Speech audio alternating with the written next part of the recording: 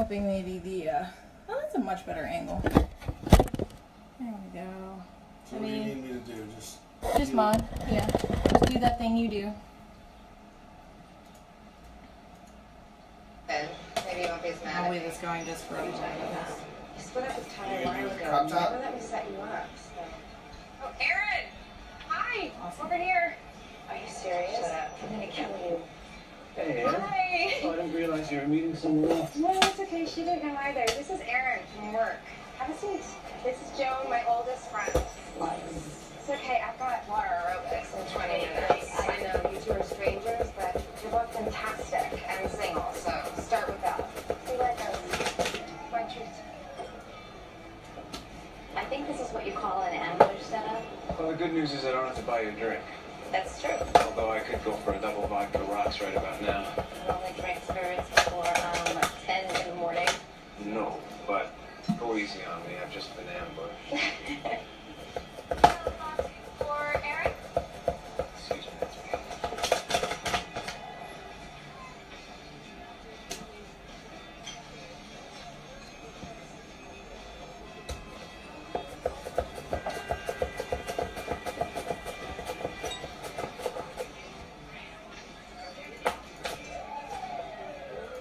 Sorry to snoop, but YTNDUASAP when you're texting with a teenager? Fully grown adult, actually.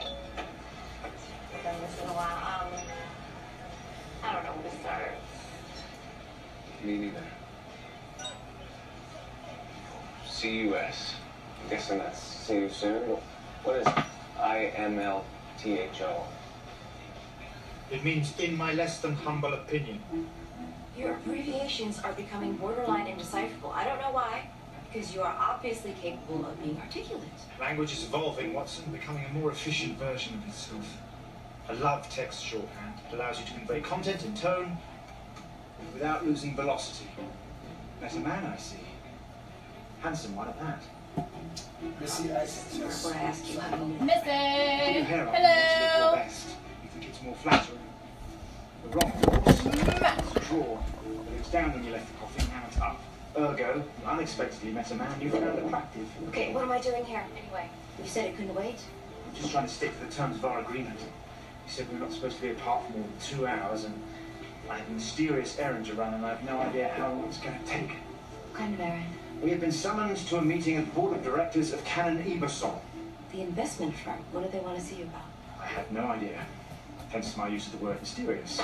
Apparently Brigson recommended my services, and they won't tell me anything else until I've signed a confidentiality agreement. Is that what you're gonna wear? What's wrong with it? I'm pretty sure you slept in that t-shirt last night, and the guys on Wall Street are a little more formal in the way they dress. Those are costumes. I loathe bankers. They rigged the roulette wheel of commerce, very nearly destroyed the world economy, and they still think if they wear suits, they'll be treated like respectable folk instead of the crooks that they are. My name's Jim Faust. I'm the Chief Investment Officer. This is Daniel Cho, our Chief Financial Officer, and other in-house board member. You are streaming during RuPaul's Drag Race. That's fair.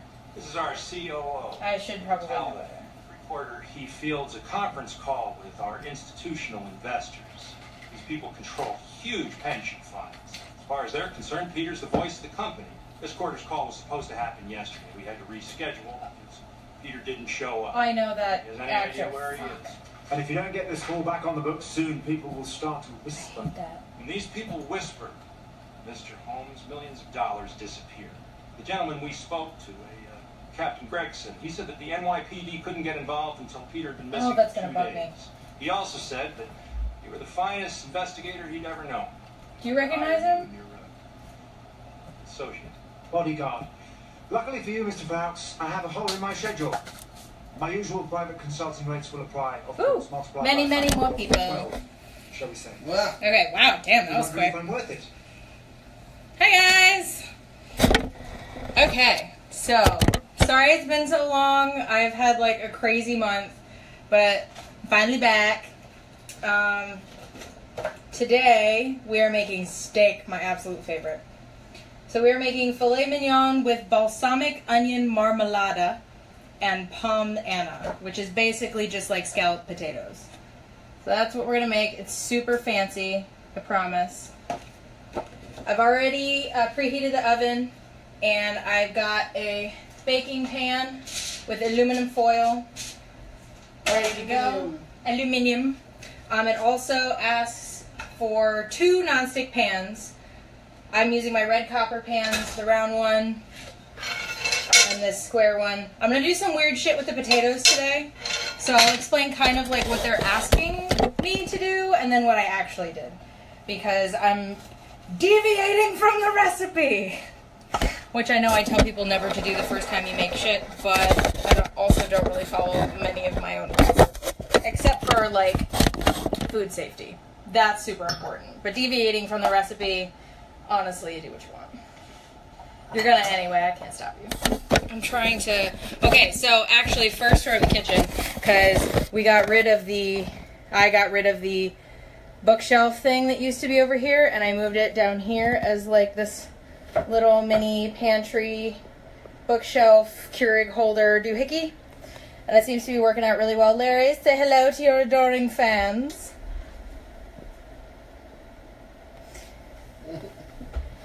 So that's cool. So I'm trying out new angles to record from where I don't get completely washed out. Okay. I think it's mostly just the kitchen light, to be honest. We need more angles. I need a fancy ass camera is what I need. Okay, that's a little better. Fine. Okay, so what I've done, I've washed all the produce. I have preheated the oven to 1 billion degrees. 450 degrees, and I prepared my baking sheet. I have taken my fillets out of their package and put them on a cutting board. I have covered them with salt and pepper. I am slowly transitioning away from the salt flakes back to the, where is it? This stuff, kosher salt. Sorry it's backwards, I know, but it's coarse specifically. It's not as flaky. It's not like flakes, but it's still definitely more coarse than table salt. It's just a lot cheaper, honestly. Flakes are amazing, but they're a little expensive, so. Okay, and then I took a bunch of these tiny little potatoes, and I sliced them with my mandolin thing. This thing is awesome. I don't know if I've shown this to you guys before, but this came as a set. And it goes together this way, like that. And then the little thing that you use to hold on, it's got like little spikes, so you can push it onto the food and help keep it down while you're cutting it. And then this goes in here and like holds it all together. And then this doubles as like, oh my god, the lighting, here we go, as like measuring on the other side, so you can figure out exactly how much shit you have. Right now it's holding all the potatoes, but this like flips over so it becomes the top, and then it's just this self-contained. Awesome. So I've already sliced all the potatoes. They are pretty thin. So these are going to be part of the side dish. So it says, cut the mushrooms into 1/4 inch slices. And you can kind of see from the picture, maybe, maybe not. Probably a really shitty version, that's fine. They're cut from top to bottom. So I try to mimic it as much as possible. So I'm putting the mushroom upside down, top down, to make it easier to cut. I said, what was it, 1/4 inch? Okay, 1/4 inch is, for these mushrooms, about 1/4, maybe 1/5. So, about that much. I mean, it looks like a lot more, maybe more like that much. There we go. And I'll just put these in this handy dandy prep bowl. And I'm going to do that. I'm going to cut off the stems of any longer stems on the mushrooms, just to keep them all roughly the same length stem-wise, just because I like continuity like that.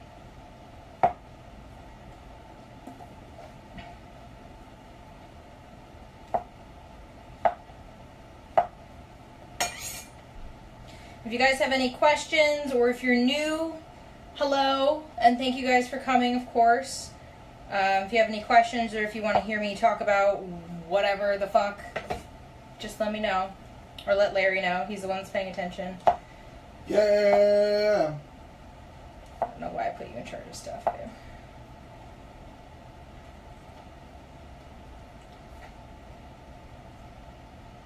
So I've been working on my knife skills lately, and I've been trying to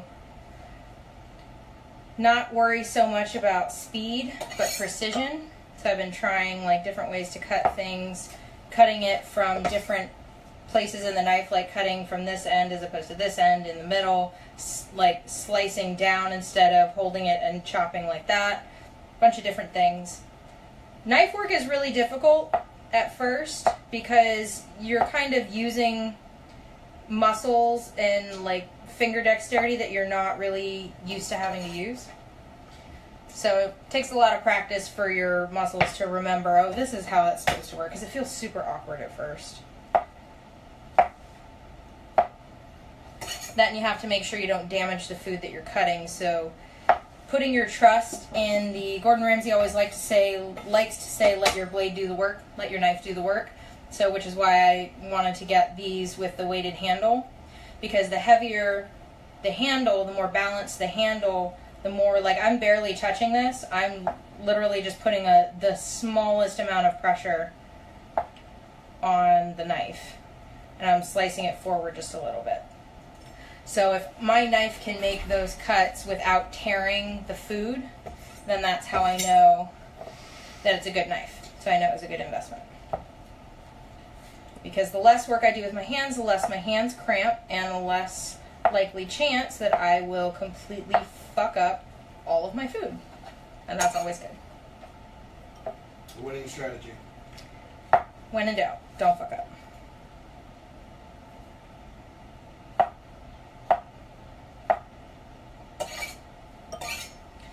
We are almost done with the mushrooms.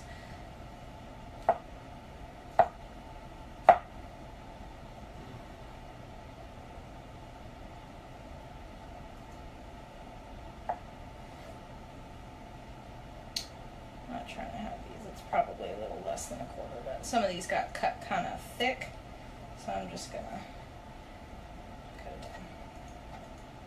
You can always cut something down smaller. You cannot uncut it once it's already been cut.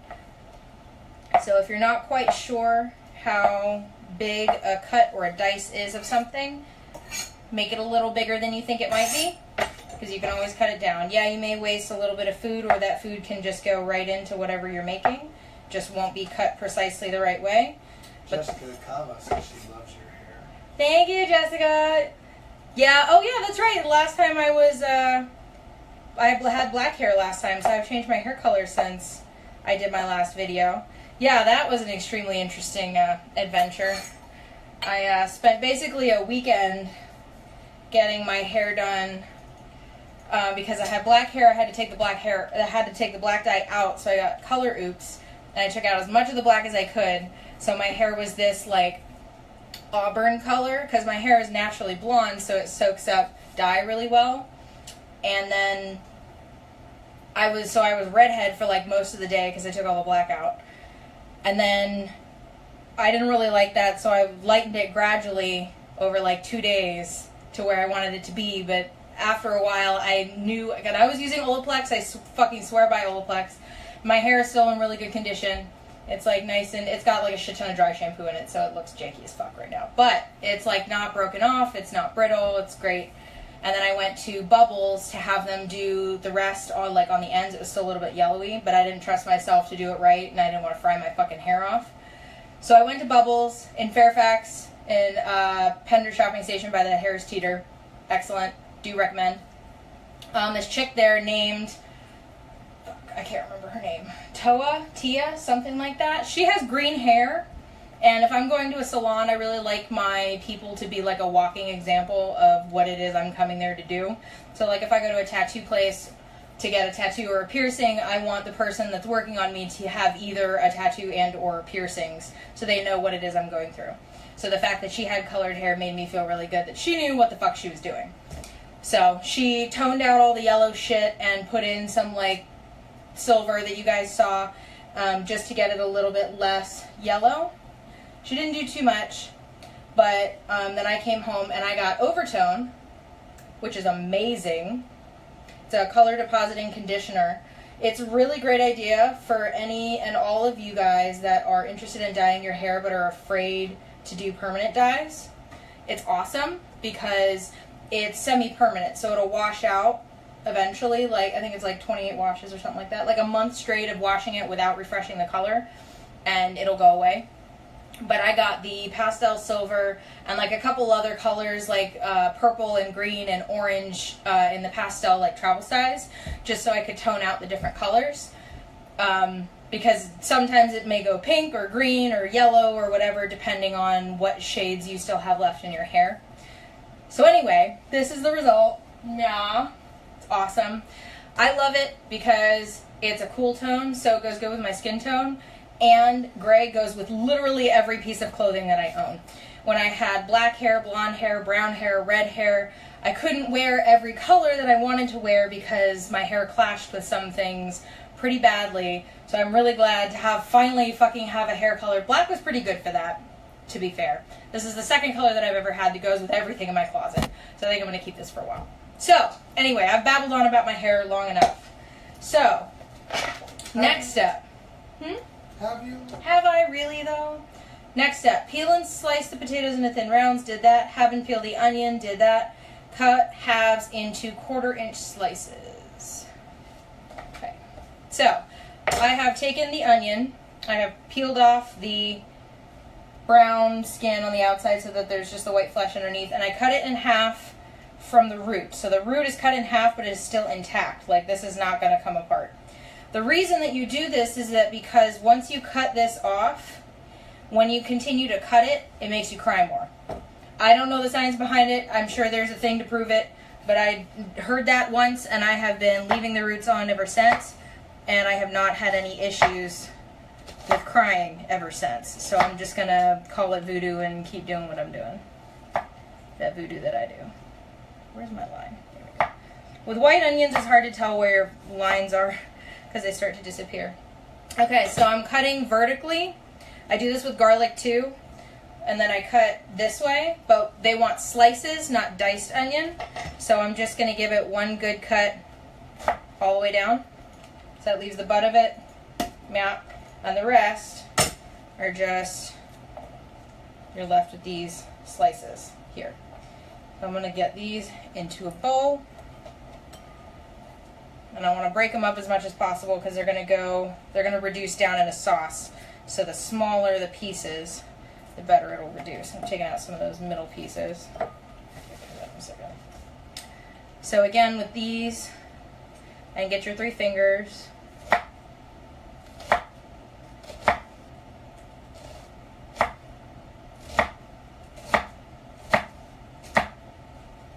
And then I just mount right off the back. And then I pull out like the center little bit, this little middle piece. You probably don't need to, but that's just my personal thing. It's all good. So I'll just break these up.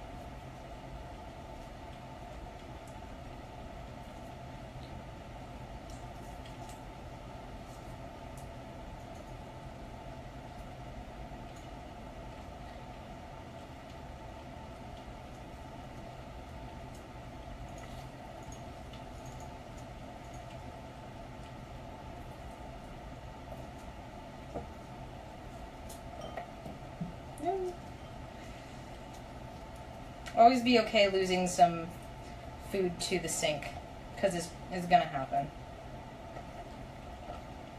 Okay, so now I'm also going to wash my hands and get a wet paper towel and wipe down my cutting board because I don't want residual onion shit to get my eyes all irritated.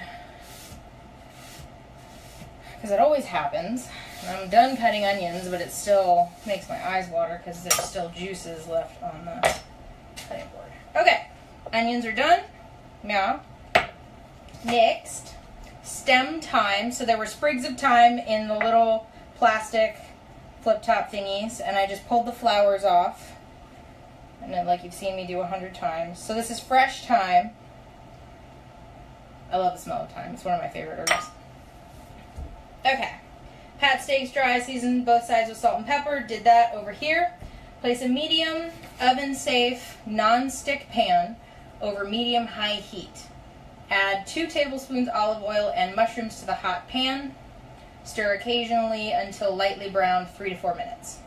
Okay, so let's go over to the stove without dying, preferably, if we want to make it difficult. Okay, and what did they say? Put this up. Yeah, magnets are amazing. Okay, medium-high heat. Okay, so we're gonna wait for that to come up. In the meantime, we are going to prepare the potatoes. So I'm going to bring those over here while this is heating up. Actually, that's a lie. I'm going to bring it over here. Because I want you guys to watch this fancy shit I'm about to do. It's not really fancy. I'm just fucking with the recipe. Okay, so the recipe says, place a potato slice in outer edge of pan. Shingle potatoes in a circle around the edge, tucking last potato under first. Fill middle with potatoes. There should be slices left over. So I don't know if you guys can see it. Maybe? This is what it looks like in the pan. Yeah. You can kind of see it sort of out of focus on the edge here, but it's basically like the pan is lined around and you put them like overlapping with each other. What I have decided to do, because I have gotten these round stainless steel cutters from Amazon, which are in like a bazillion different sizes. You can use these for cookie cutters, bread cutters, biscuit cutters, dough cutters, whatever. I use them mostly for prepping food. So you put it down, you put a ring down, and then you fill it with food, and then you take it off and it leaves it in like a disc shape or whatever. So I'm going to try and make like mini versions of that because I think it would look cool and I think it would be easier to serve that way. So what I'm going to do is take the potatoes, put my hand over, not quite yet. Okay. So I'm going to take these potatoes and I'm going to layer them. Fran is on. Fran!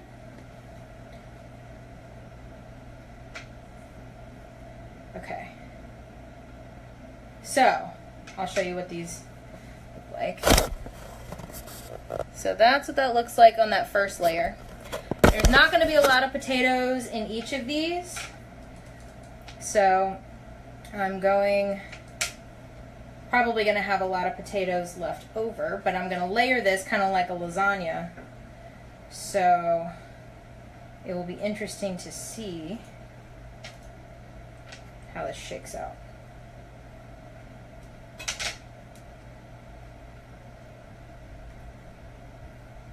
Because some of these have you put like cream and shit in with it, but this does not. So I guess that maybe makes part of it why it's all special and shit.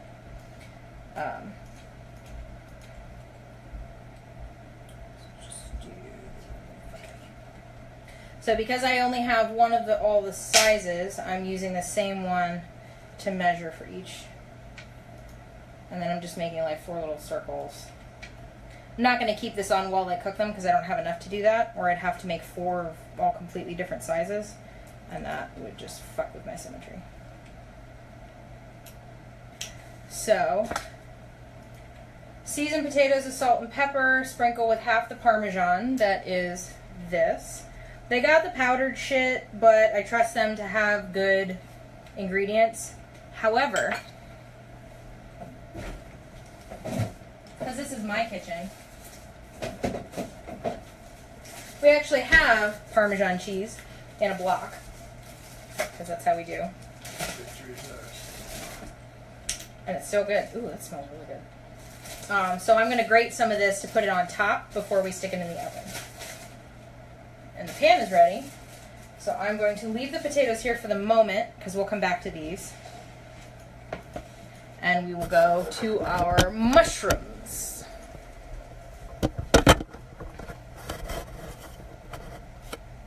Yes, Fran, the mandolin thing is amazing. And you need one. Like stat. Pretty stat. Also, thank you. Okay. So, please don't fall. There we go. Olive oil and mushrooms.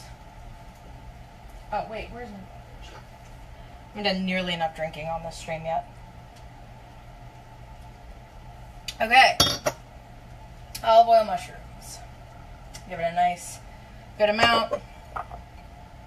Stir occasionally until lightly brown, 3-4 minutes. Okay, so I'm going to swirl this around the pan a little. Yeah. When it starts to sizzle, as soon as it hits the pan, that's how you know that it's at the right temperature. And I'm also going to flip so that I can coat the mushrooms. I'll get my angles right, I promise. Coat the mushrooms in the olive oil so they all cook evenly. So, use my spoon to kind of spread this out because I want it to be in kind of a single layer if possible. That way they all cook roughly the same. These are very porous. Mushrooms are very porous. They're very spongy.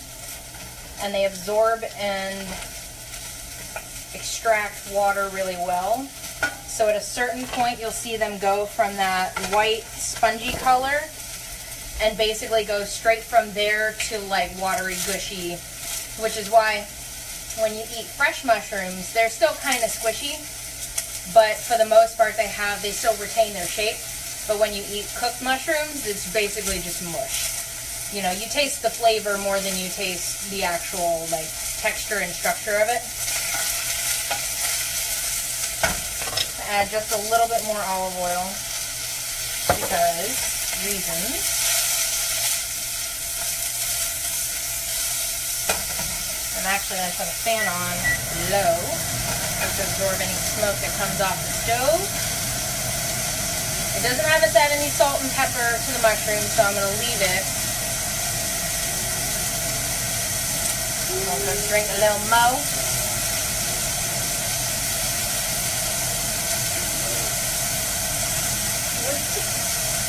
Come on, man. Are you just talking to yourself? Oh, should get low. Get low, get low, get low. Here we go. Okay, so you see, this is called sweating down vegetables. So you see, they started, some of that's the oil, some of that is like steam that's coming out from inside the vegetables. That's steam, that's not smoke. So the mushrooms are releasing all of that moisture and absorbing the oil. Actually looks really good. I would like to, whenever she decides to show her pretty face on this stream, give a shout out to Bethany because she is actually the reason that I will even fucking eat mushrooms at all. She took me to, I have always grown up hating everything that had to do with mushrooms. I wouldn't eat it in like a soup. I would occasionally be okay with it in like a tuna casserole because my dad makes this amazing tuna casserole and he sometimes uses like cream of mushroom soup. So it wasn't necessarily the flavor that I didn't like, but I hated the texture. And Bethany and I went to eat at, where was it? Sweetwater Tavern. One of their sides was mushroom caps. They were like little baby mushrooms and they cut off the stems and it was just the mushroom caps and they sauteed them and like this beef sauce stuff and like salt and pepper and shit, and they were just really, they were like not crunchy, but like they were structured, they popped in your mouth, it was delicious, amazing. And ever since then I was like, okay, so it's not necessarily that I hate mushrooms, it's just that I don't like mushrooms as a sandwich or pizza topping because they generally resemble the consistency of rubber tires and that's nasty.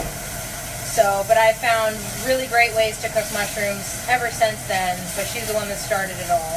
So she deserves at least a little bit of credit for me even deciding to do this particular meal because it has mushrooms in it. Okay, so we got some good brown color on our mushrooms now. this is what they look like now. Yeah. Beautiful. So now it says, remove pan from burner, transfer mushrooms to a plate and wipe pan clean. Okay, so we're going to take these out and put them in a bowl or plate, whatever. So, but we're going to come back to this at medium-high, so I'm going to leave the heat on and just remind myself not to touch the fucking stove. So, note to self, don't touch the stove. So I'm not going to put them in a plate, I'm just going to put them in the bowl that they were in because it's not meat. I don't have a problem putting cooked food in where raw food used to be. The times that is bad is after raw meat has been, or sometimes certain vegetables that are just like certain textures, like if it's a wet texture, I'll wipe it out with like a fucking paper towel or whatever. Potatoes, you probably shouldn't really eat raw, but you can, you're not gonna die. But most meat, except for like sushi grade fish, you should never ever ever eat raw, or scallops. Mostly seafood. You can eat seafood raw for the most part. Anyway, so we wiped out the pan, put the mushrooms aside. We're gonna go back here and we're gonna cook some steak. Put this away. Get this and her up in her. Okay. So it's still at medium-high. It says place medium nonstick pan over medium-high heat. Oh.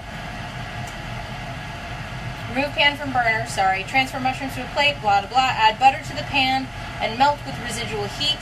Place a potato slice, and that's where we put the potato slices.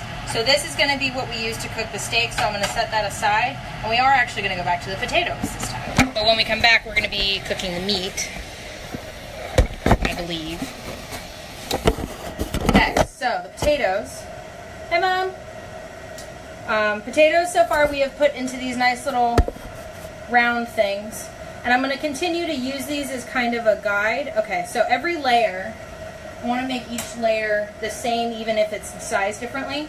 So it's salt and pepper, Parmesan, top with mushrooms and cover with remaining potatoes. Okay, so salt and pepper, Parmesan. I'm going to get like a spoonful of the mushrooms.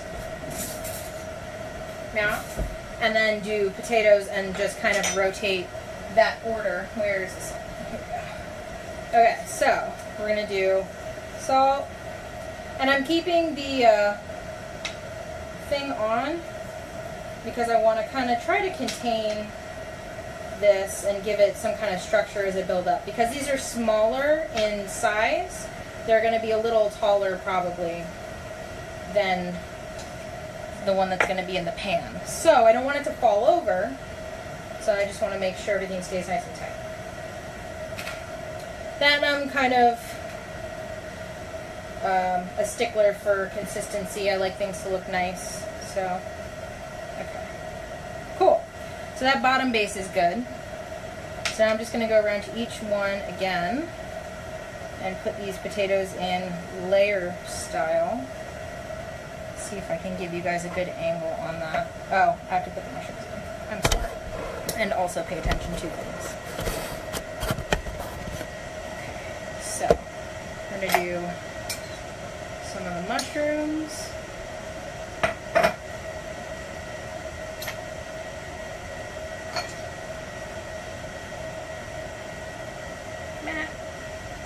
Cool.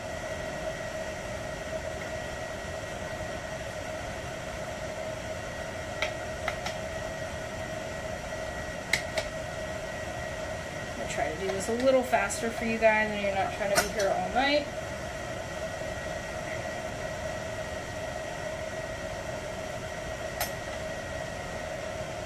Because we're also going to put more potatoes on top of these, so I want to make sure that it stays flat. It doesn't push the top layer of potatoes off or fall over. I want it to stay together.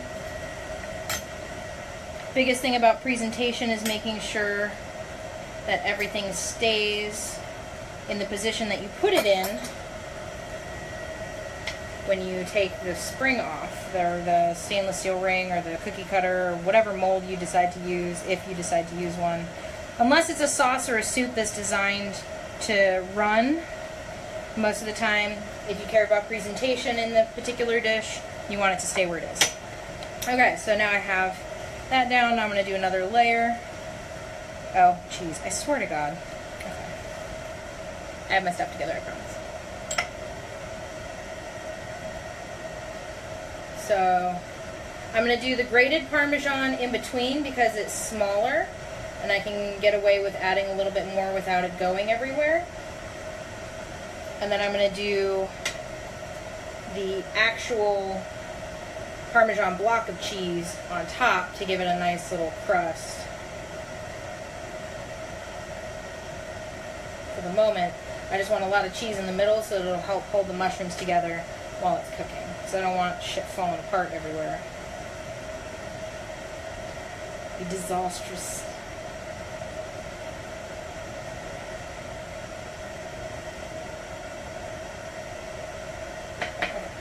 Now we do need more potatoes.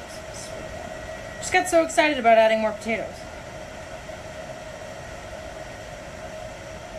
I'm going to do one in the middle. There we go. Just give the other ones a little something to lean on.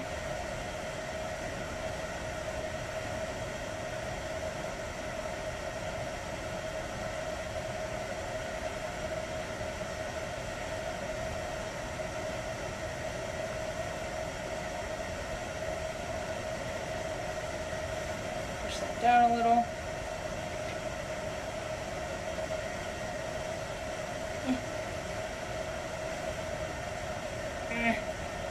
Come on, guys. I believe in you. There we go. Trying to get it all to stay together now because it's being kind of a bitch. Starting to get a little taller. Okay, there we go. Just have to make sure to keep them flat. And I'm going to have a lot of potatoes left over, so who knows? I may make more of these. Have them as snacks.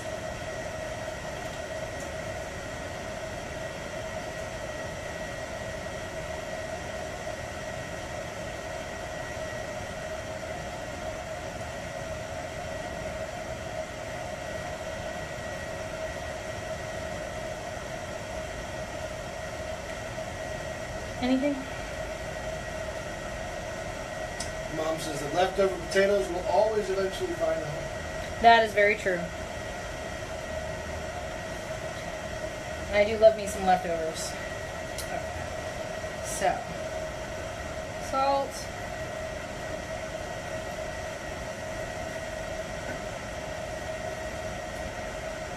Pepper, and I've brought the grind down a little bit. It was a little coarser of a grind for the steak. And do more mushrooms. I think we'll have enough for one more layer of mushrooms and one more layer of potatoes. And then I think we'll be able to take it to the stove. Because I think what they're having us do is sear the bottoms. So they're having us put it in the pan and sear the bottom crispy. And then they're going to have us cook the rest of it in the oven. So I'm pushing it down a little just to flatten it out a bit. And I'm also making sure that it stays structured.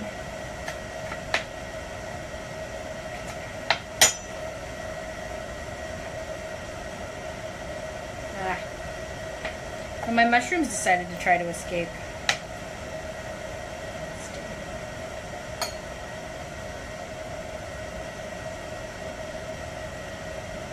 See, what I'd really maybe like to do, instead of the mushrooms by themselves like this, is make like, what the fuck is it called? I think it's called a remoulade, but I am not entirely sure. Duxelle, that's what it's called. It's a mushroom, like, it's basically like minced, it's like a minced mushroom sauce, kind of. You use it when you make beef Wellington, or Gordon Ramsay does anyway. He puts it in between the crepe and the pastry, where the mushrooms go to give it a little bit of, the paste structure helps to seal it in, whereas like bigger mushrooms would be there, they'd be good for flavor and stuff, but they wouldn't really, they could just kind of fall out all in all directions.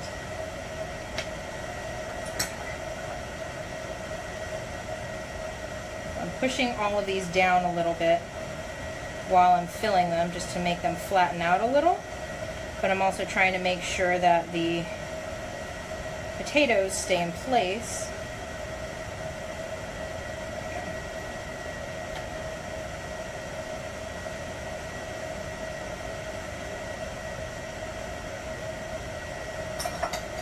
Okay, so we'll basically have exactly enough to do 2 layers of mushrooms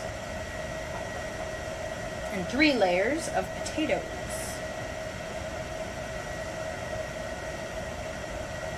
That one. Yeah. Oh, that's really good. Clean out the sink a little. I always clean up as I go because it just takes a lot less time. I talk about this pretty much every stream I do. Clean as you go.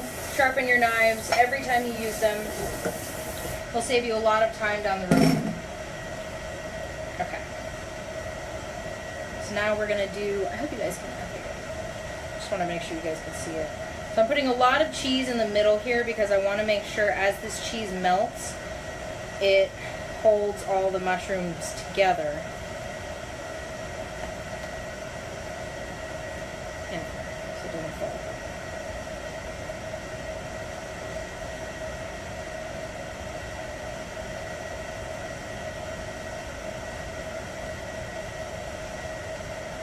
This is probably not helping as much, but whatever, it makes me feel better about my life. And that's really what's important.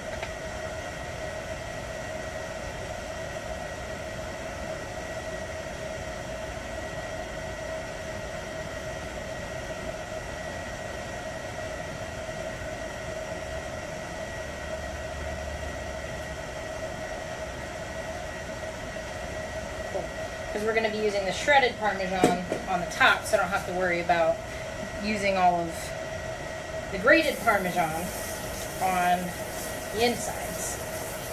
Rinse them out, wash my hands. So I've got a bunch of potatoes left over, so I will probably find something fun to do with these later tonight. Or just fry them up and eat them. Maybe I'll make potato chips. I don't know. So, next. Season, blah, blah, blah, top with mushrooms, cover with remaining potatoes. Oh, right, I could still add more potatoes. Totally forgot. So I'm going to make a kind of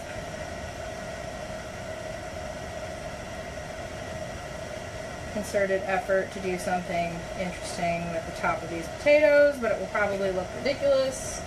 So, of course, you guys are all welcome to watch my ridiculousness.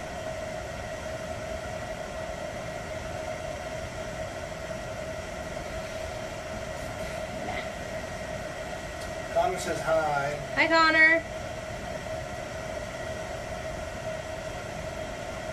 I'm going to try and push these down flat again because I want that disc shape for these.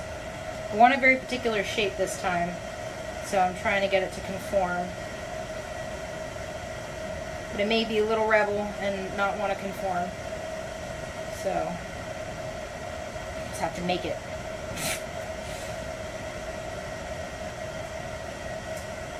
They taught me to do in America.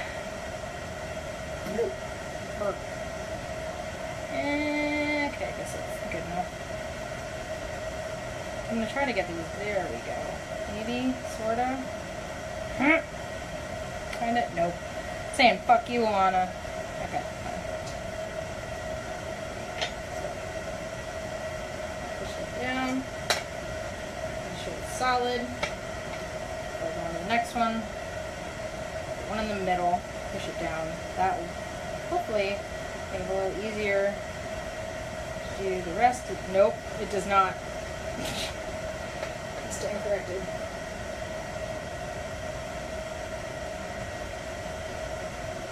Push it down. Okay. Slowly remove. Cool. Awesome.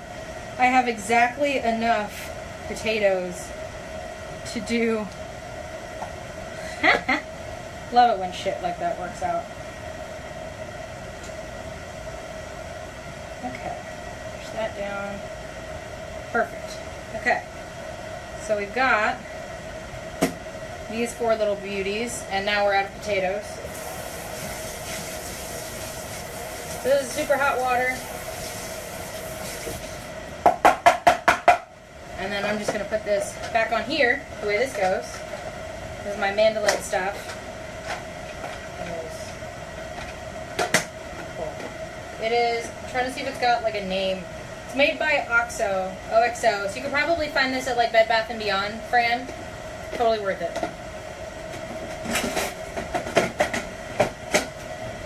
Okay, so now we're going to take this to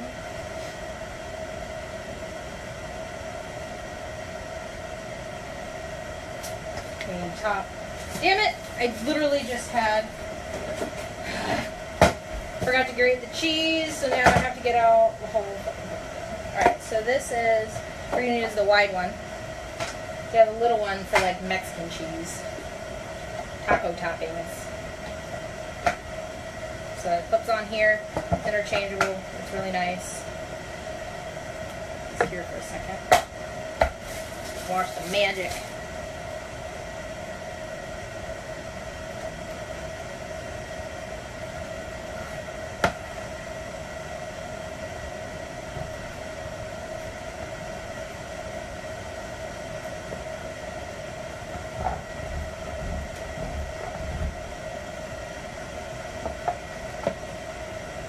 So, with this,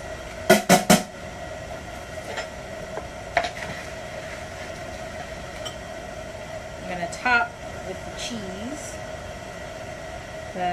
This is the cheese for melting, mostly. Base melting cheese.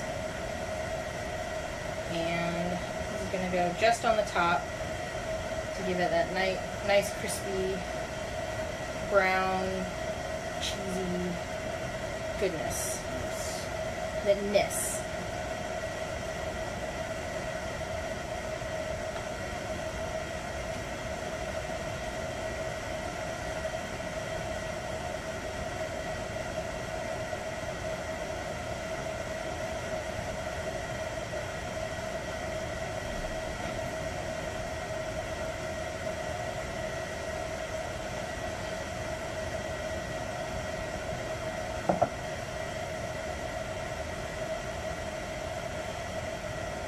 Okay, so now these are done. Now I can mix this.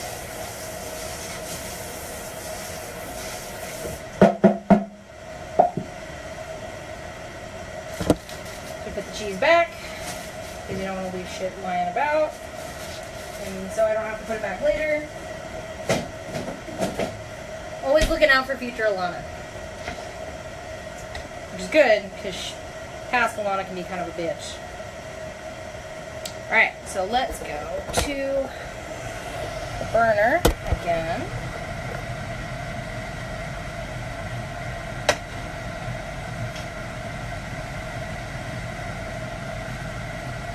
So this says, return pan to medium heat.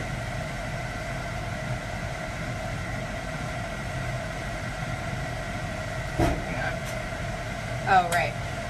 So it wanted me put butter on this pan. So I'm just going to put it in afterwards. This is about me not paying attention. So, got these butter pats, I'm just going to spread around wherever.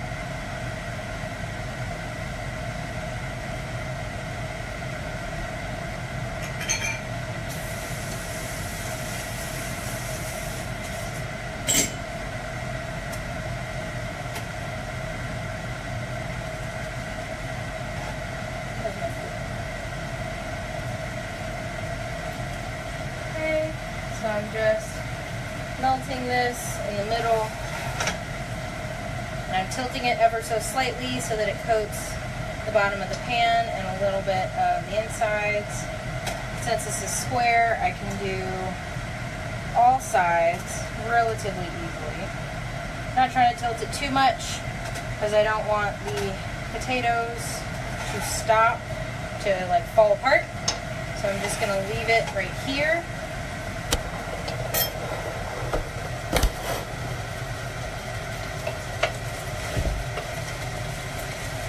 Okay. We're going to turn this down to medium. Cycle these around.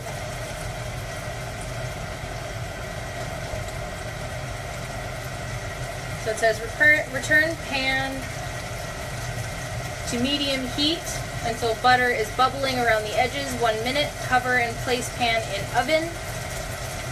So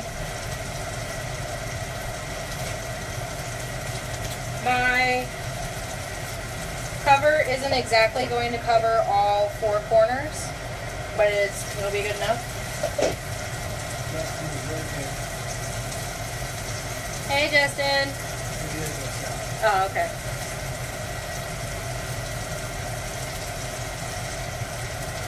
Okay. So now we're going to cover it and put it in the oven.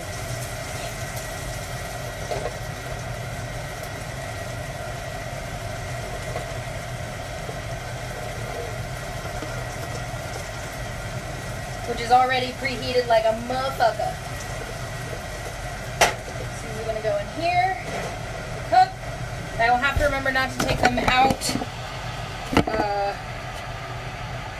without fucking, what the fuck are they called? Oven mitts.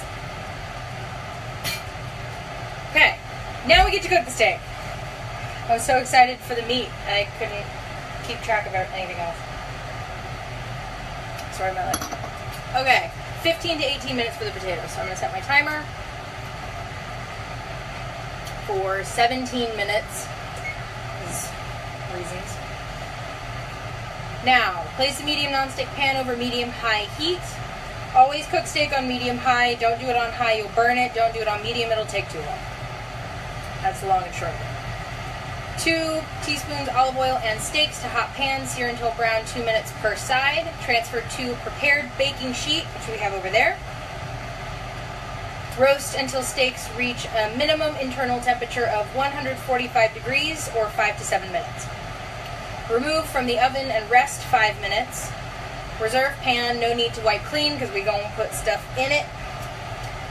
While steaks cook, make onion marmalada. So, we're going to make steaks first. It's my favorite part of everything.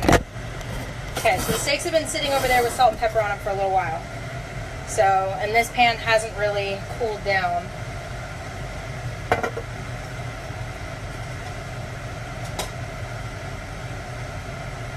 You want to make sure it's well oiled. And when you put in a steak, you lay it away from you.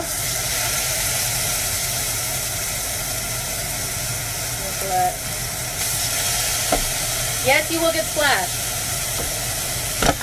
Learn to get over it. Where's my...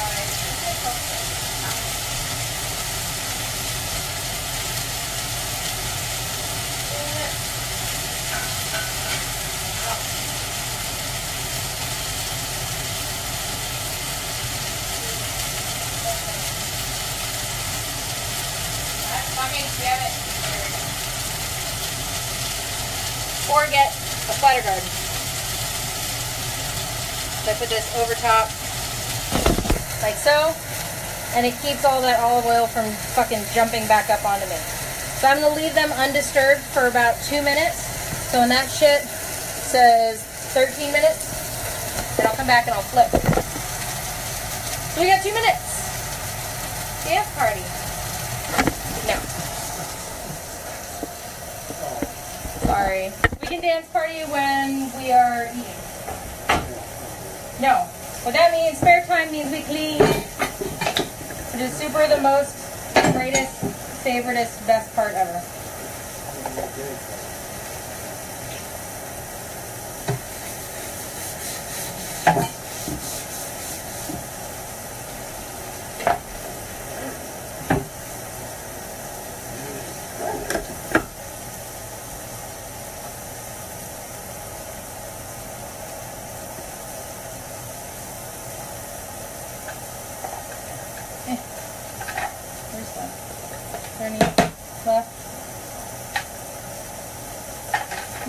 I do now, less we're going to have to do later. Don't you wish life were like that? I know I do.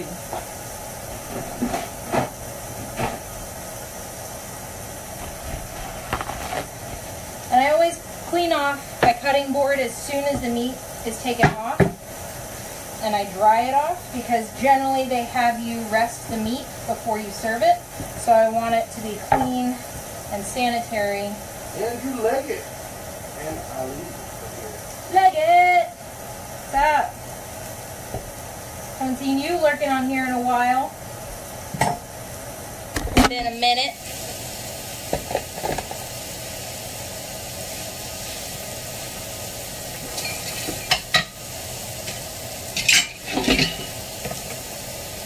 Okay, 1 more minute. Bring you guys back over here. This is what, that's what happens to the steak. It got a little brown because I covered it with the steam guard. Whoops. It's okay. It's still mostly red. It's just a little bit brown on the outside. So I'm going to grab my tongs.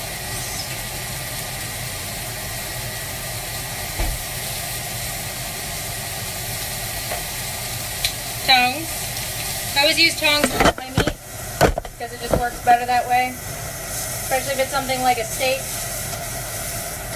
Yeah! Look at that fucking color. Add a little more oil.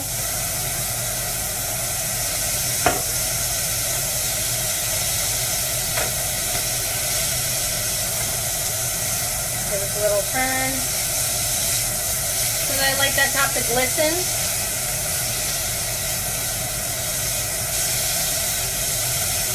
Okay, so it's 12 minutes now. I'll let that sear properly.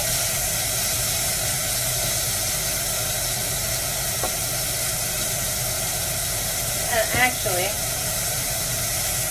what I'm going to do is sear the sides as well. So you get a nice solid seal on the meat. The meat is seared well. It seals in all the flavor. And it tastes way better in the end. Especially if you have any fat on the sides of your steak. It's a really good way to render it down.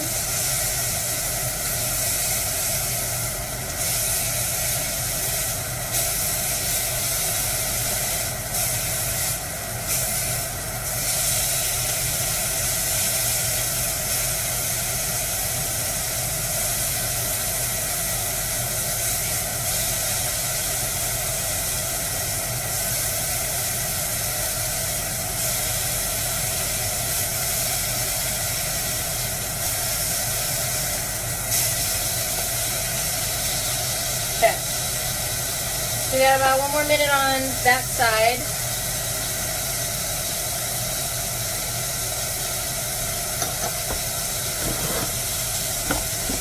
Huh. Now you have to catch up on all your ingredients. Whew.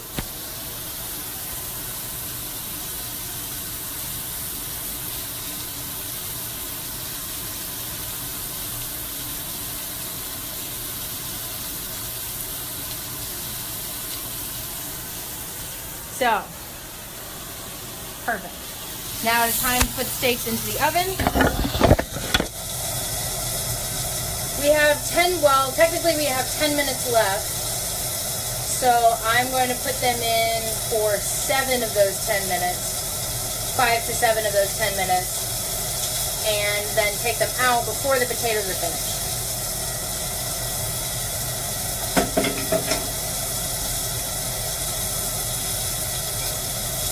So, what I'm going to do, actually, put these on the bottom, below the potatoes.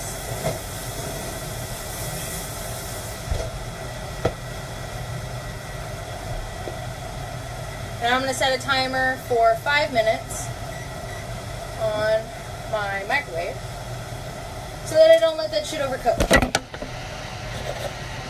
So now basically we have 5 minutes. And we basically done all the cleaning. So, well, most of the cleaning, anyway.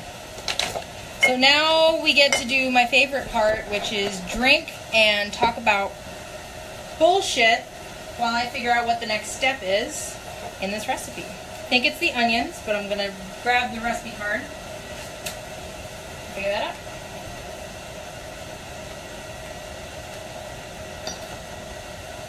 Okay, so we can't make the onion shit until the steaks are done. So in 5 minutes, we will make onion marmalada. Lady marmalada. But yeah, until then we're basically doing absolutely fuck all. So, how's life in Facebook world? What are people's adventures? Cooking tips, questions, topics of discussion. I am happy to talk about literally anything except for the nothing that I'm talking about right now. So, let me add it. Victoria! Hello, darling. Perfect time. You always seem to come to the video stream like right as I'm about to drink wine. It's like you know. I put out a Victoria call and said, hey, I'm drinking wine. Come check out my Facebook. Picking a good steak. That's Woo! Yes. Thank you, Fran. So, key to picking a good steak. It depends entirely on what kind of flavor you're looking for, how tough or how tender you want the meat to be, what kind of dish, because different cuts of meat have a different ways of absorbing flavor. They need different cook times and all that shit. For this particular cut, we're using Filet Mignon, which is like an amazing cut of steak. It's also really expensive if you buy it like in a restaurant. It's really expensive because it has very little fat on it, just like a teeny tiny bit.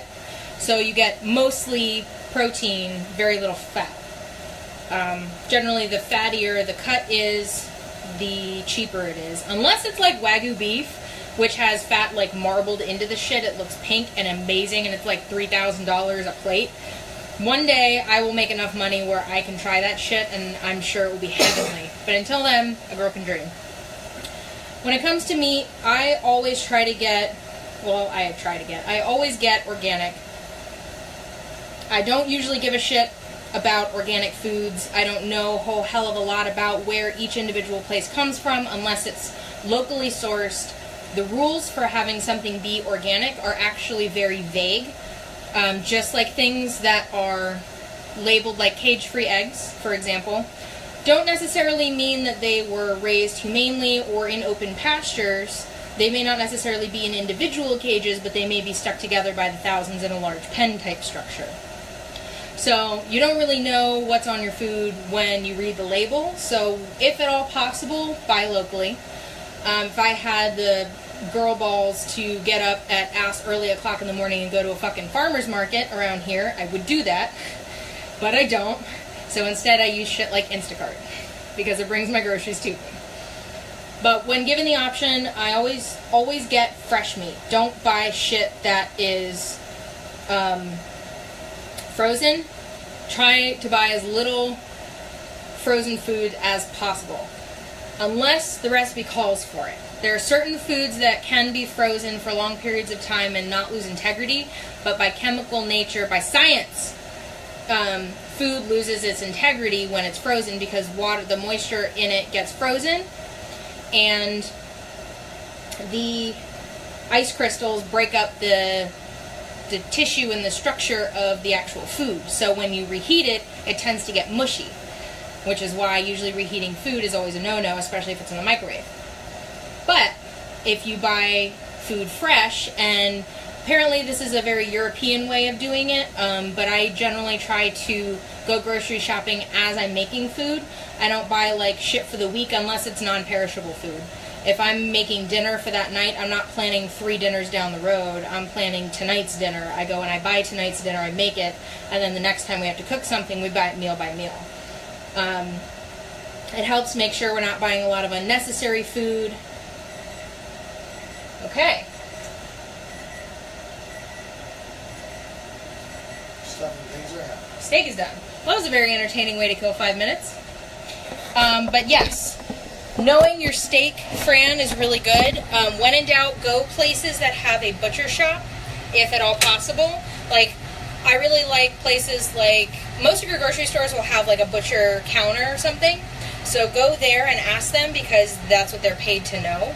So go up there, ask them, where's this from?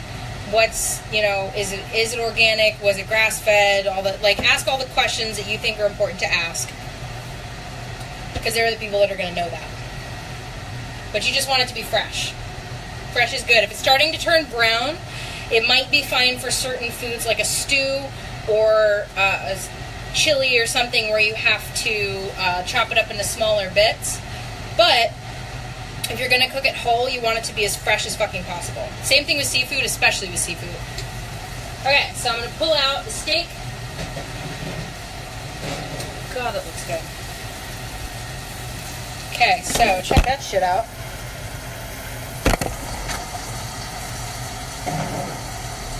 So, we got 3 minutes left on the first round of the potatoes. We got other stuff we're doing with the potatoes when that's done. So really,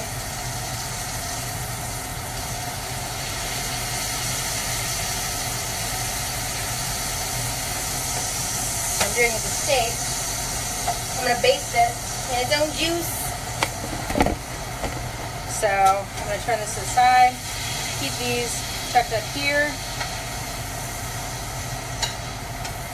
Normally I do this with butter because it makes an excellent baste, but I'm trying to follow the recipe, so I'm just trying to use whatever I've got. This will go into the sauce, so I gotta leave it here. So now we're gonna take these back to the cutting board that they came from. Back from whence you came. I'm just gonna leave them to rest right here. And we don't wipe this out, we keep the pan exactly as it is. This is all the delicious fond. The fond is amazing. Color equals flavor, and that brown shit is all over the place when it comes to flavor, because that's all the stuff that burns off, comes off of the meat. Okay. So next, we drink medium-high heat. So I took it off the heat, but it's still kind of hot, so I'm going to put it back on medium-high. We're going to add olive oil and onions for about 7 to 8 minutes, which will be longer than we have for the potatoes. So I'm going to pull the potatoes. Oh, just kidding. We have 1 minute left on the potatoes, so I'm going to let this get. I had the oven mitt in my hand. I literally had it in my hand. Okay. So we're going to wait the 40 seconds until the potatoes are done. And then we're going to pull those out, take the cover off, and check to see how they're doing. And then it says, uncover and bake until top lightly browns, 5 minutes. Carefully remove from oven, rest 2 minutes. So, what we're going to actually do is we're going to broil them. And I only actually recently learned what the difference between cooking it in the oven and broiling it was. An oven has 2 coils. For those of you who don't know, or took 27 years to figure it out like me, an oven has 2 coils, one on the top, one on the bottom. Standard cooking in the oven, convection baking, heats from the bottom, and the heat circulates around the oven, and that's what cooks it. It cooks it using heat, but indirect heat, usually heating whatever it's in for like a baking sheet or a pan or something like that from the bottom. Broiling is using just the top one, so you're getting like that crispy, crunchy top, or super browned, melty cheese kind of thing. Usually you broil stuff when you want some kind of crusty top on it, and you cook things in the oven when you want to actually cook the inside of it. So I just learned that, and I've been like broiling the fuck out of as much as I can because I love that look on the top of things. So, timer's over for potatoes, so we're going to take those out for a sec. And then,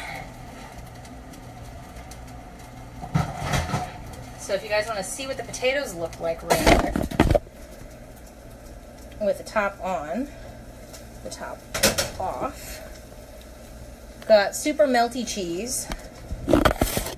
So I'm going to use my spoon, my wooden spoon.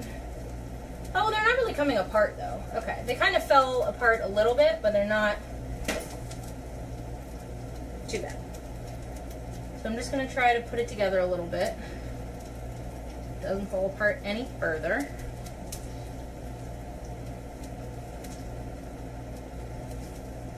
Because it's very hot. Like blowing up in my face. Okay, so I'm going to put these back in, and I'm actually going to turn on, actually going to take this pan and put it down all the way on the bottom, and I'm going to switch it. I'm going to turn the oven off, cancel off, and then I'm going to broil high, and just let that go for a few minutes. The few minutes that it takes me to make, where the... Sorry guys, I forgot where I put my phone for a second. Okay, so we're going to leave them in the oven for however long it takes me to make this mushroom chip, or onion chip. So, onions in with olive oil. Hello, Amber darling.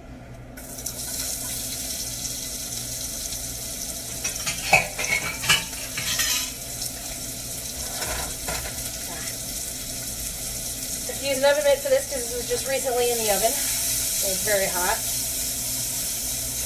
So we're sweating down the onions, rolling them around in the fond and olive oil. And I'm going to try and scrape off some of this so that it can actually make it into the onions. Generally, well, we'll deglaze it in a minute with the balsamic vinegar. But I really like to get those like little chunks of flavor all mixed up in the onions beforehand, so it really absorbs what was in the pan before it.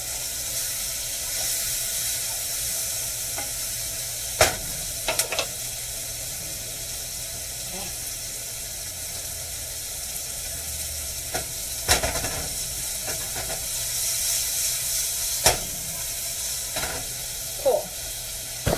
So that is 7 to 8 minutes. Bye friends, see you later. Mwah. So,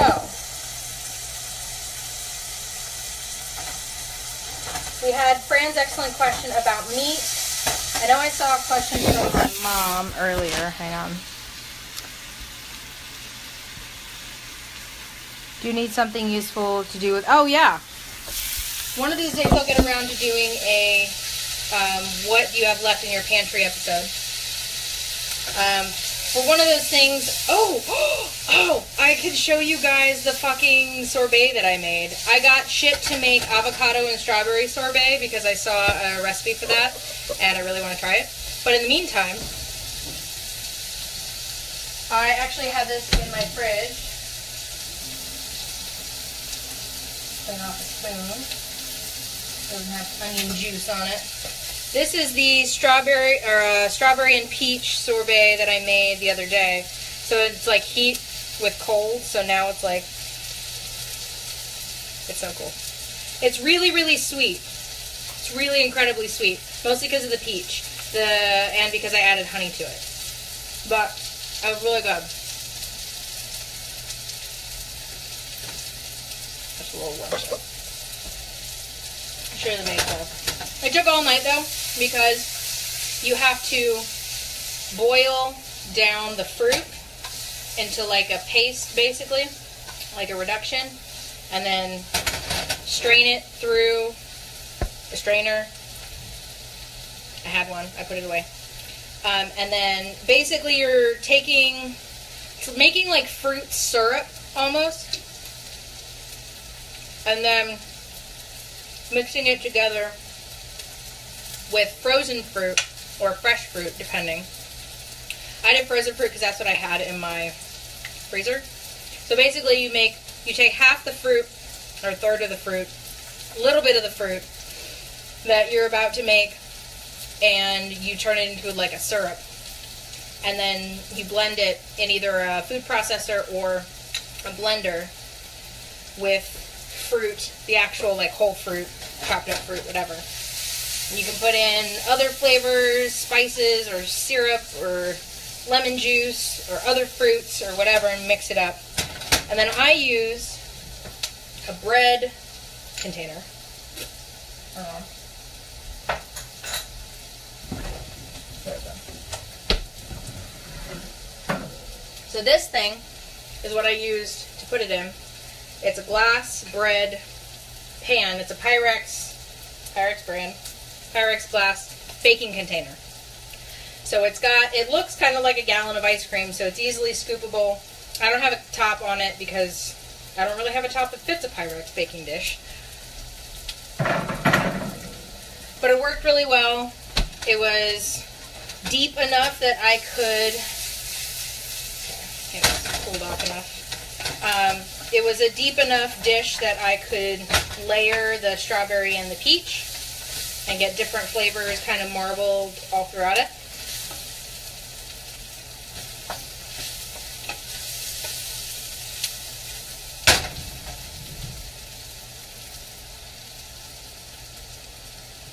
Okay, so I would call these almost caramelized.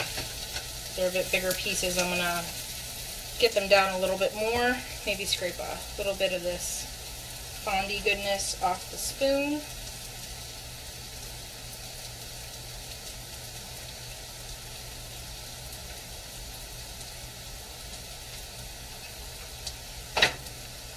Delicious.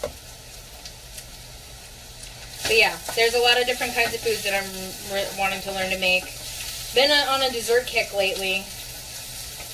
And apparently a fucking barbecue kick too, because there's this guy at my office that makes like his own barbecue, and he brought like pork shoulder and shit into the office the last couple weeks. That and fucking Ali, you've been posting all this really delicious but so not good for you shit on the PoleChef site. Amber is here. I know, I said hi. Oh. Thank you though for paying attention. You keep posting all this good shit, but it's like not good for you. So I want to eat a breakfast bread bowl, but I know that I'm probably gonna like die of a heart attack. But no carb left behind. None.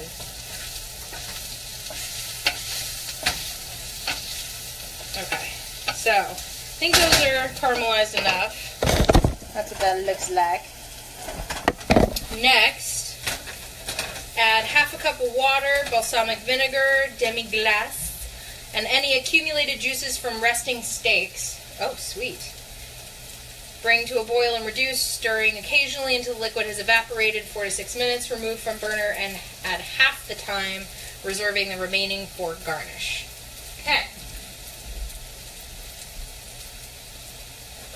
I use this. This is a 1/4 cup, so I'll use 2 of these. But I'm going to do the vinegar first, because this will help deglaze the pan.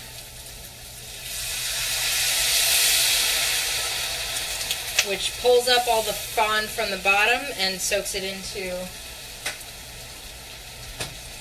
the stuff. Oh, it smells so strong, but in such a good way.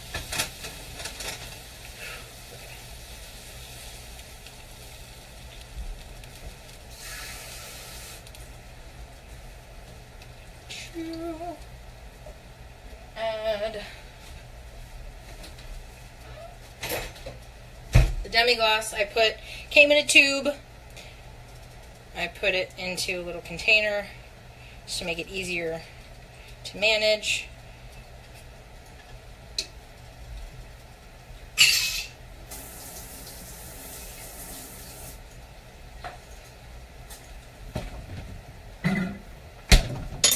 Mo wine.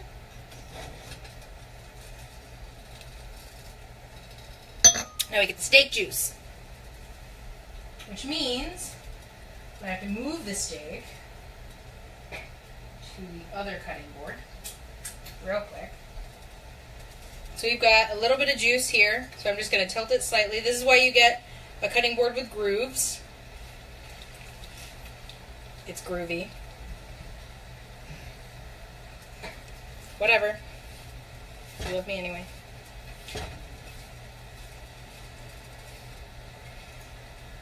Okay.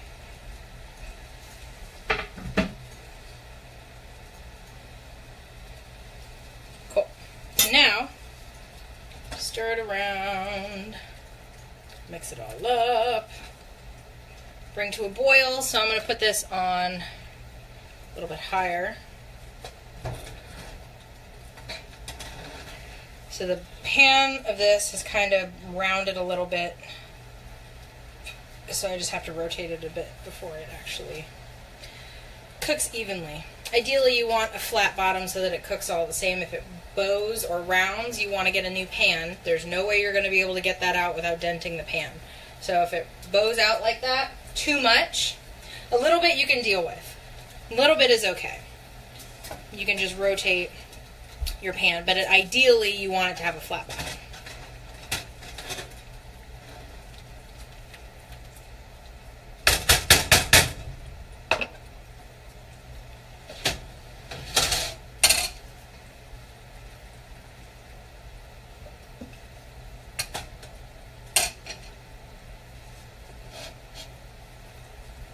There we go.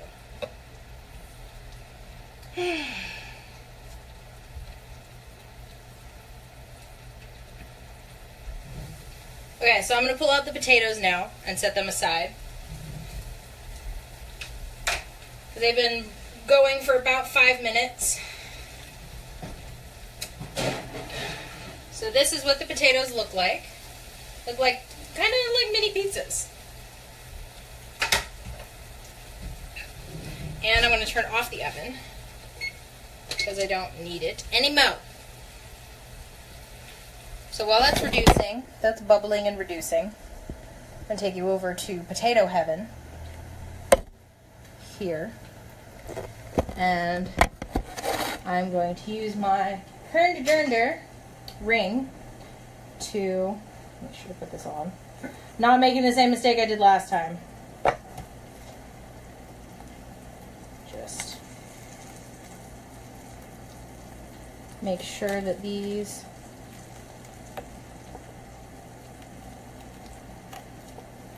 are still, just cutting off some of the extra bits.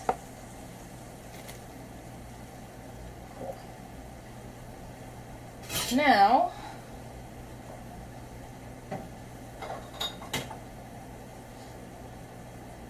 the next thing that we're going to do with these potatoes is plate them. So I need to make sure that they're going to come up off the damn thing.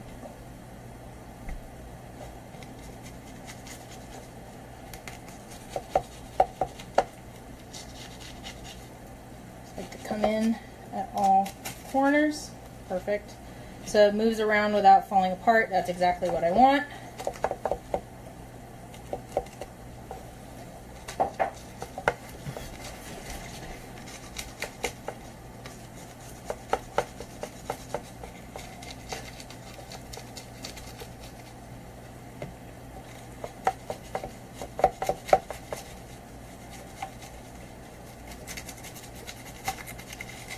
There you go. 2.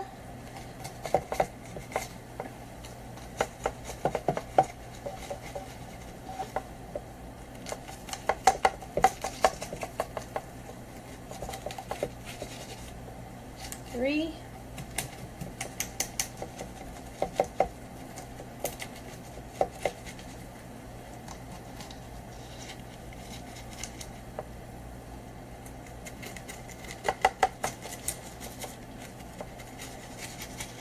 There we go. 4. Beautiful. So what I'm going to do is put one of these on top of the other. Yeep. Like so. And press down. One, top of the other. So. So it's like a little cake, almost. It's like a potato cake. I'm going to let these sit here until they're completely finished. We're going to go back to the sauce.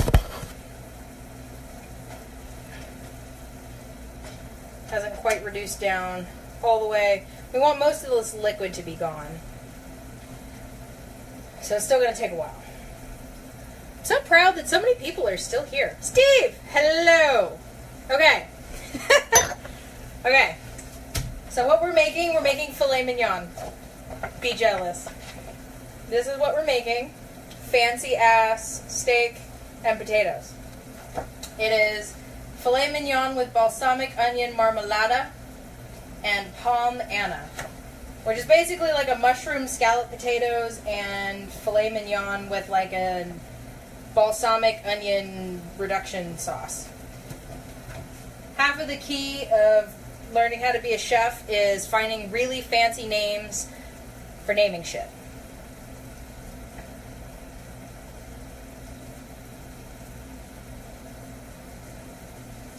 So learn the names of shit. Real sticky marmalade, exactly. We'll have to make a steak parody of Lady Marmalade just because reasons.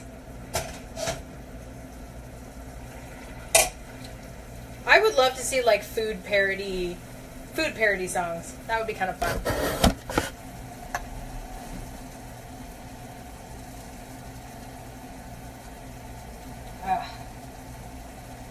I'm gonna turn this up just a little because I'm hungry. I'm tired of waiting.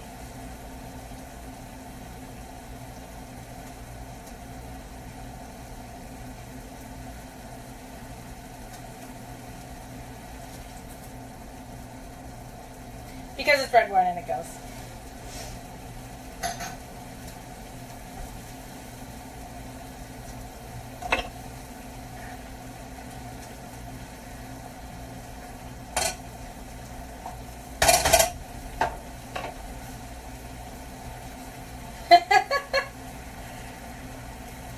I need more than just pie, Steve. I have to make something else. Like, I can't just make one thing. Like, I have to make two. I set a rule for myself. I have to make at least two things if I'm going to do a nerd episode. I either have to do two separate, like, famous dishes, or, like, a dish and, like, a beverage of my fandom. So I can make this cinnamon butterscotch pie, but I need something else. Maybe spaghetti. Biscotti.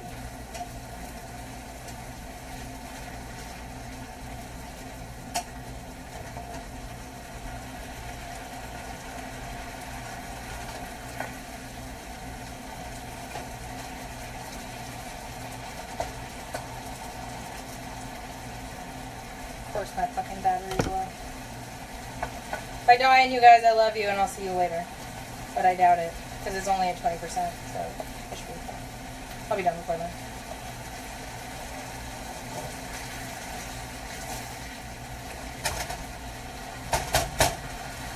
It's almost there. It is very close. It needs to be a little less liquidy at this point.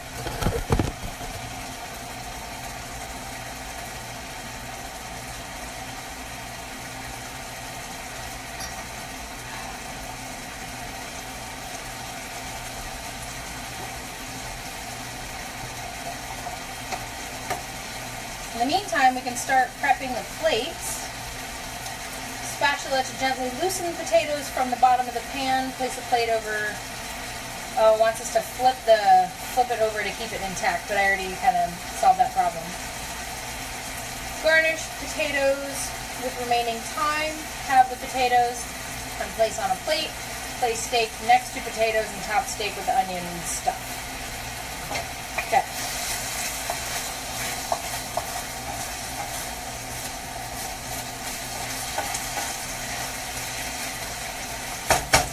Okay. I'm going to put a little more water in with that.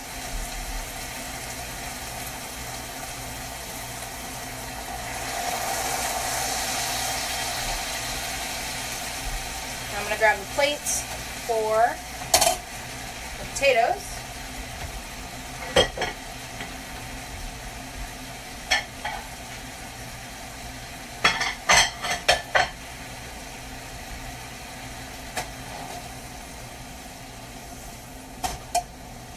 I was so almost there. That should be done by the time we're done plating the potatoes. So right now, actually, put this on a salt block. There we go. So I'm going to grab the potatoes from underneath and place them here. I'm going to be very deliberate and very neat looking, like so. This is still hot. Goes in the oven. I'm going to stick it in the sink. You guys are hanging in there. You guys are so brave or bored. The combination of it all. Ooh, yeah, we could do like a dinner and a dessert maybe. Or if it's got a breakfast food, we could do breakfast and dinner, or like a 3-course meal would be amazing.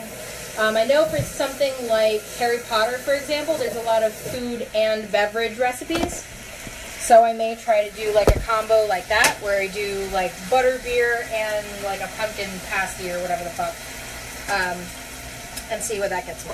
Okay, so we have reduced the onion stuff down to essentially a paste of sorts. So I'm turning off the heat. It's staying in the kitchen. Bringing you lovely people over here where the magic happens. Okay, so steak right next to potatoes.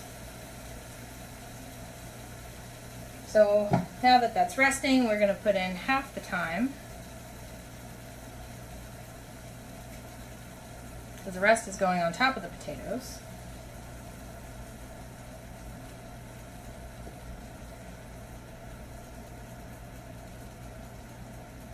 Basically, I'm going to garnish the potatoes first and then put the rest into, there we go, marmalade. Marmalade!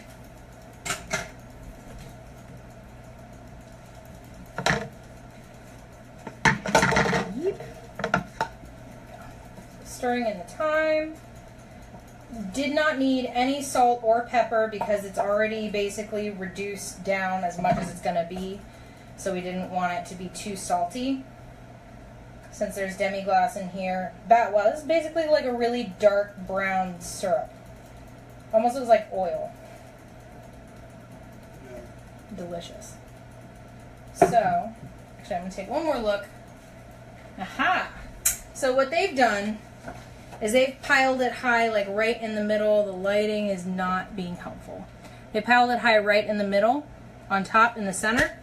So that is precisely what I'm going to do. I have more of these beauties. So I'm going to decide how big I want my marmalade pile to be. Thinking that's good, because I want it to take up some, but not all, of the space on top of the steak.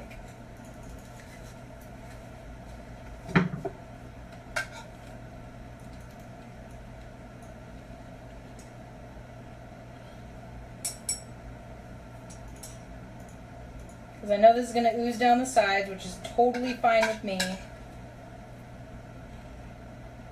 But I want it to sort of have structure. It's probably gonna, actually I should probably take some of that out. A little too much all at once. Yeah, see it's starting to ooze the syrup down the center. Okay, yeah, that was totally pointless. That's fine. You live and you learn.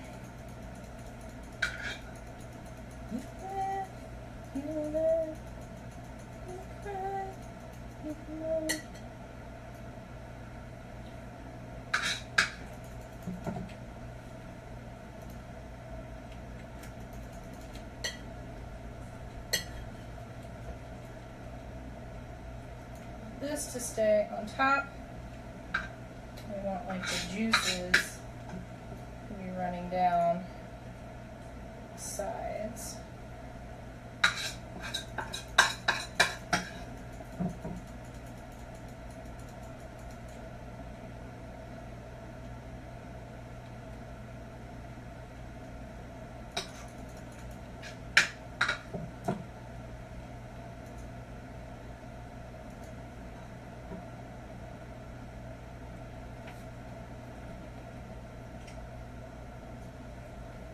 Yep, back. Alright, so that is basically it. Bam! We're so good at this. So it's super simple. Steak and potatoes. I'll take a better picture of it for you later, I swear. But for now, we're going to cut into this baby and make sure that it is cooked the way we want it.